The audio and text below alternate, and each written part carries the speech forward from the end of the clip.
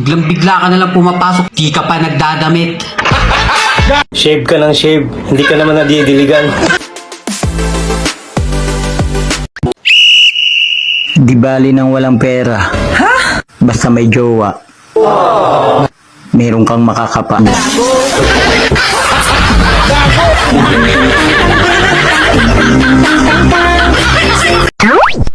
Hindi lahat ng tumatayo may paa. Bakit yung ano? Ano? Subukan mo lang magsalita ng di maganda. Basagin ko mukha mo.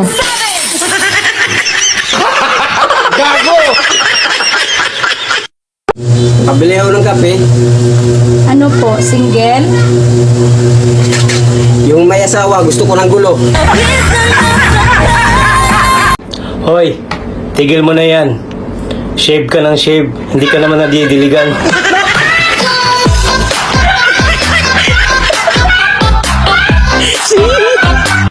Bastos ka rin eh, no? Di ka man lang nagpapaalam.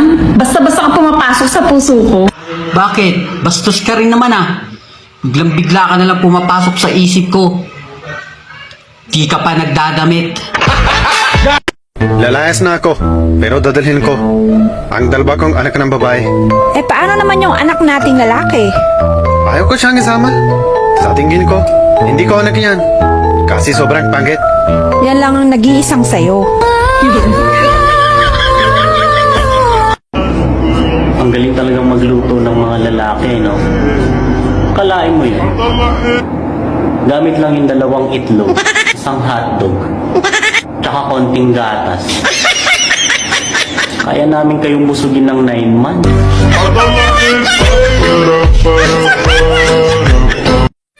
Alam mo, gusto na kitang makita. Gusto na kitang mayakap. Gusto na kitang mahalikan. At gusto na kitang malagaan. Kaso buhay pa asawa mo. Mahal, gusto ko kung mamamatay ako, mag-asawa ka uli. At si paring Cardo asawahin mo. Diba kaaway mo yun? Bakit siya gusto mong mapangasawa ko? Gusto ko rin kasi siyang magdusa. Gago!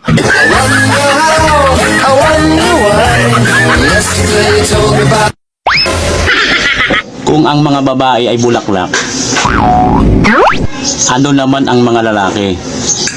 Kayo, yung mga bubuyog na sumisira sa aming mga bulaklak. Kung magkakapera man ako, sana kasing kapal ng mukha mo.